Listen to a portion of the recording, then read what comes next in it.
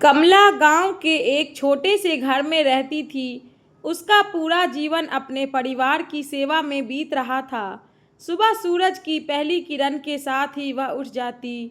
घर की लिपाई पुताई करना, चूल्हा सुलगाना और पूरे परिवार के लिए खाना बनाना उसकी दिनचर्या थी। उसकी साड़ी का आंचल हमेशा रसोई के मसालों, ताजी रोटियों और आंगन में खिले पारिजात के फूलों की महक से महकता रहता था। उसके बच्चे जब भी दौड़ कर आते, माँ के उसी आंचल में अपना मुंह छिपा लेते। उन्हें उस आंचल में दुनिया का सबसे सुरक्षित और सुखद एहसास मिलता था। समय बदला और कमला का बेटा राघव पढ़ लिख कर शहर चला गया।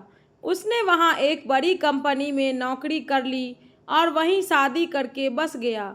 शहर की चकाचौंध में राघव धीरे धीरे गांव के सीधे साधे जीवन को भूलने लगा।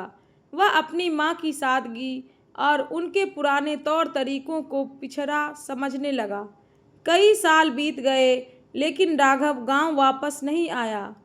कमला की आंखें हर रोज दरवाजे पर टिकी रहती, इसी आस में कि उसका बेटा कभी तो लौट कर आएगा।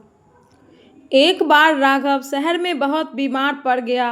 उसे गहरा तनाव और अकेलापन महसूस होने लगा। शहर के महंगे से महंगे अस्पतालों के चक्कर काटने के बाद भी उसका मन शांत नहीं हो रहा था।